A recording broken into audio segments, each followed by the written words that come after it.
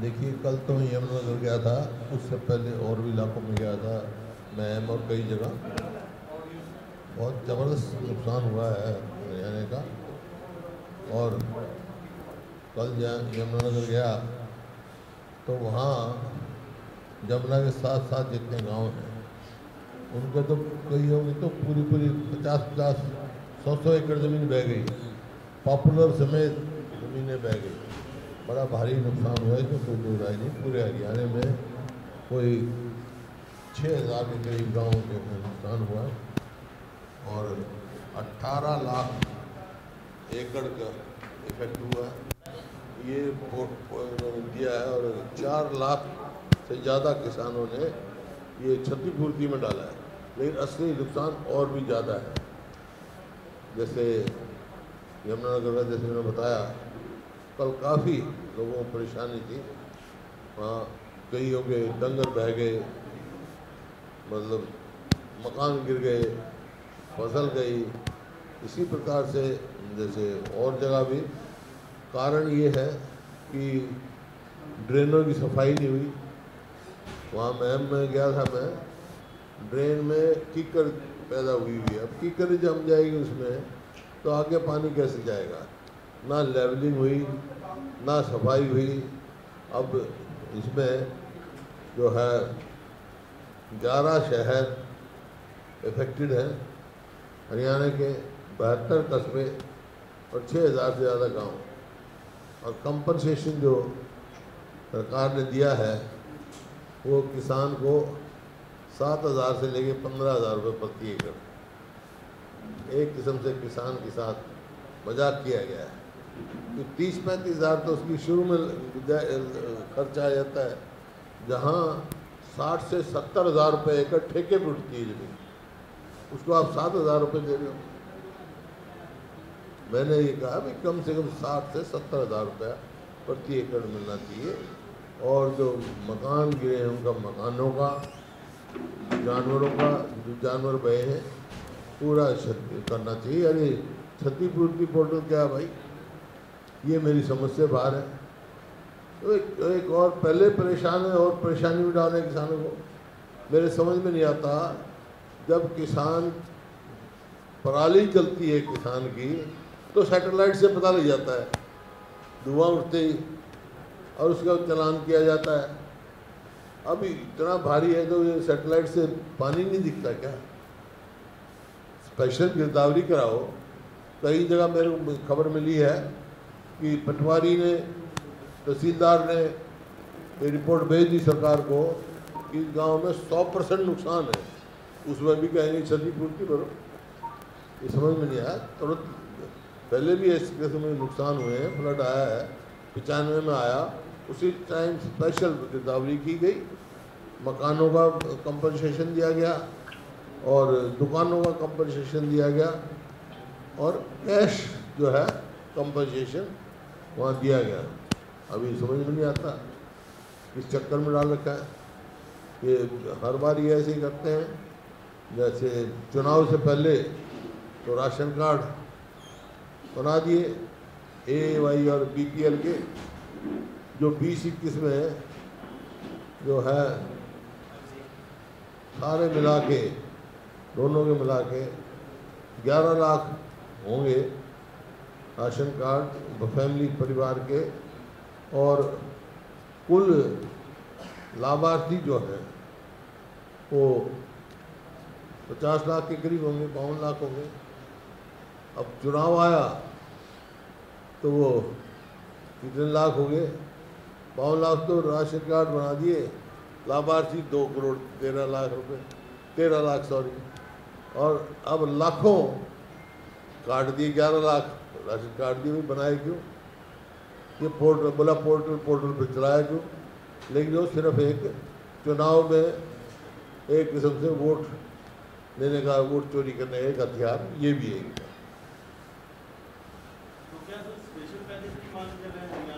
बिल्कुल। देखे, अब प्रधानमंत्री जी पंजाब गए, हिमाचल गए, उत्तराखंड को दे दिया, यहाँ कुछ भी नहीं दिया।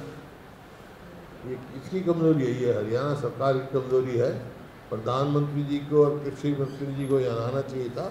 वो दिखाते कितना नुकसान हुआ है, ताकि स्पेशल पैकेज हरियाणा को मिले और जो ये कंपनसेशन दे रहे हैं वो एडवांस्ड कंपनसेशन देना चाहिए। ये एक किस्म से मजाक नहीं करना चाहिए। बिल्कुल बिल्कुल। आज जब आप देख रहे हो 18 लाख एकड़ जमीन जब क्लेम क्षतिपूर्ति में आ गए, 4 लाख से पास गए, 7-6 हज़ार से ऊपर गांव में हुआ है, 72 कस्बे में है, 11 शहरों में है। अब भी बाढ़ग्रस्त नहीं होगा तो बाढ़ग्रस्त कब डिक्लेयर होगा? बीमा कंपनियों का खबर आई है कि बीमा कंपनियों ने मना किया है मुआवजा देने से, क्योंकि वो फसलें डूबी हैं। देखिए बीमा कंपनियों का, ये जो कंपनियां हैं प्राइवेट कंपनी है। मैं बार बार ये कह चुका हूँ, प्रधानमंत्री बीमा योजना बिल्कुल फेल है, केवल कंपनियों के मुनाफे के लिए, किसान को नहीं। अब कह दिया जो धान पानी में डूब के उसकी कंपनसेशन नहीं देंगे, हम मना कर दिया उन्होंने। और ये ऐसे ही किया जैसे 2022-23 में तो शायद जो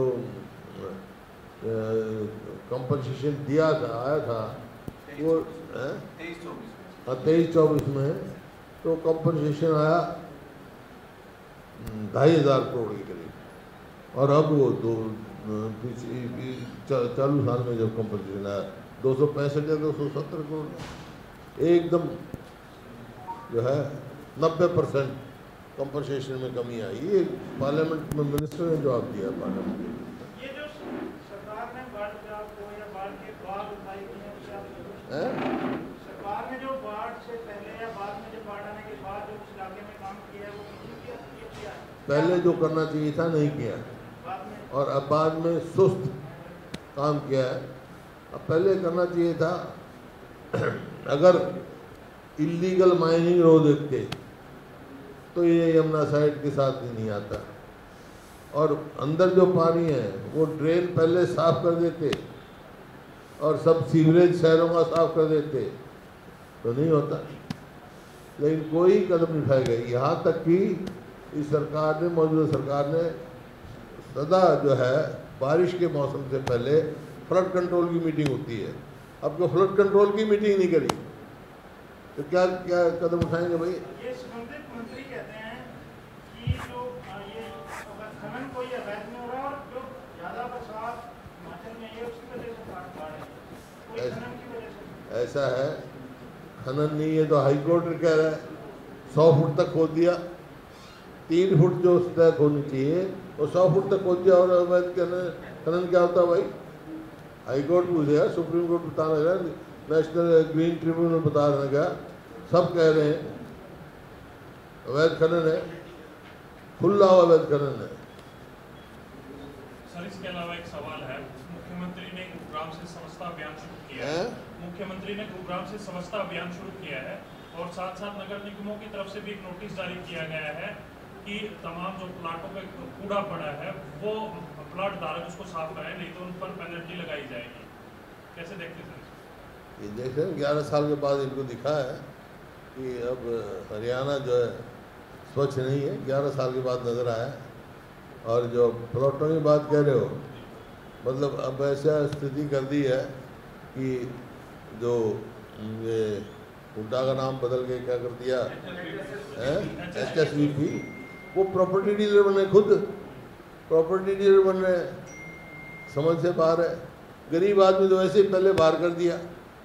ये जो बना था, हुड्डा पहले बना था, वो नो प्रॉफिट नो लॉस के लिए बना था, और इसलिए बना था कि मिडिल क्लास को, गरीब आदमी को उचित रेट पे प्लॉट मिल जाए और फिर इलीगल कॉलोनाइजेशन ना हो। ये अब ये मुनाफाखोरी में चले, मतलब लॉटरी से निकालते थे, वो सिस्टम ही बंद कर दिया। ऑक्शन करते हैं, ऑक्शन सिर्फ प्रॉपर्टी डीलर लेते हैं, वो भी अगर 40 प्लॉट हैं, 7 की एक बार करेंगे, 8 की एक बार करेंगे, 5 की एक बार करेंगे, ताकि वो नंबर ना पड़े, ऑक्शन के लिए। और वो इतने महंगे दे रहे हैं अभी बैठे थे पंचकुला का, वो बता रहा था 200 गज का जो 25,000 में कभी लिया था प्लॉट, वो 4.5 करोड़ का है। तो इतने महंगे हैं, आम आदमी के उससे बहुत से बाहर है। इसी प्रकार से जो ये काम कर रहे हैं भाई, ढेर तो गंदगी के लगवा दिए तुमने, साफ करे नहीं, प्लॉट होल्डर को जुर्माना की बात कह रहे हैं। अब एक नया फैसला लिया कि जिसमें HSBP है वो जो प्लॉट खरीदने बेचने वाला है उसकी मध्यस्थता भी करेगा और उसमें कमीशन लेगा। कहा था वो प्रॉपर्टी डील पर गया, अभी तो कहा था यार, सुनता था नहीं, दोबारा वही सवाल पूछा है इस बात को। अभी तो 1 मिनट पहले मैंने कहा था, सेवा पखवाड़ा यही मैं कह रहा था, प्रॉपर्टी डील बन गई। मकसद तो ये था कि गरीब आदमी को, मिडिल क्लास को प्लॉट मिले, इस मकसद से बना था। पहले हुड्डा के नाम से था, अब ये के नाम से हो गया। हुड्डा का नाम तो बदल दिया क्योंकि उनको लगा भाई ये हर जगह मेरा ही नाम आ रहा है, तो उनको ये नहीं पता भाई ये हरियाणा अर्बन डेवलपमेंट अथॉरिटी देते HUDA, मैं HWDA, मैं तो हरियाणा ओवरऑल डेवलपमेंट अथॉरिटी हूँ। सेवा पखवाड़ा भी शुरू करा है सरकार ने, अब सेवा पखवाड़ा भी शुरू करा है। सारे डिपार्टमेंट जो है सेवा में जुट गए हैं प्रदेश की जनता की, और सारे जो काम रुके हुए थे या उनको सुचारू रूप से तेजी लाए, तो इसका सेवा पखवाड़ा नाम लेके काम, भ्रष्टाचार और तेजी से बढ़ाए। एक उपराष्ट्रपति पद की आज उन्होंने पदभार ग्रहण किया, शपथ ली है उपराष्ट्रपति, और कोई भी विपक्ष का नेता इस दौरान मौजूद नहीं रहा सर शपथ लेने।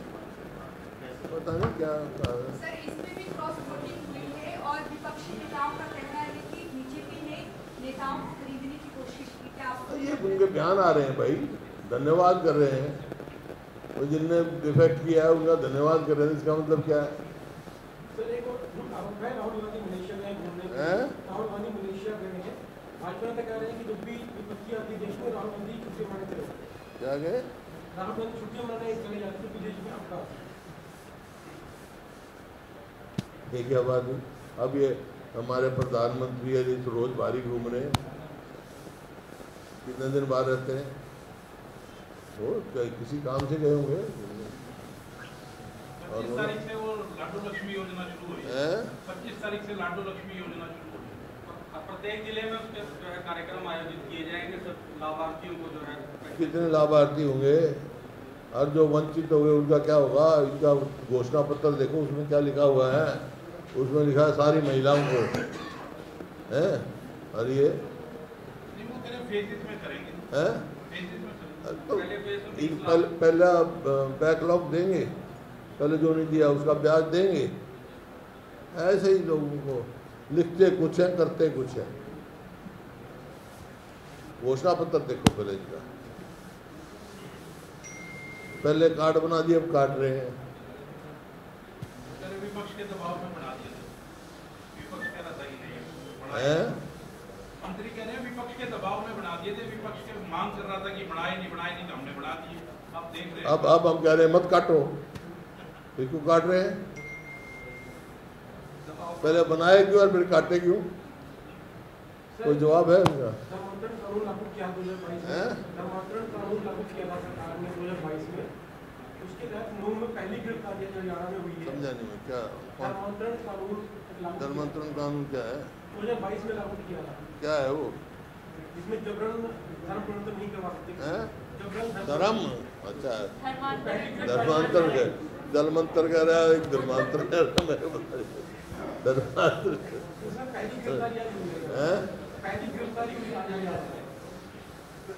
सिर्फ ये तो इनका वोट लेने का वो है नहीं, सबका अपने अपनी आस्था है। ये देश सारे धर्मों का है, हिंदू मुस्लिम सिख ईसाई सबका है, सब ने आज़ादी की लड़ाई लड़ी है और सब इकट्ठे रहेंगे, प्यार से रहेंगे तो देश हमारा आगे जाएगा। चलो धन्यवाद।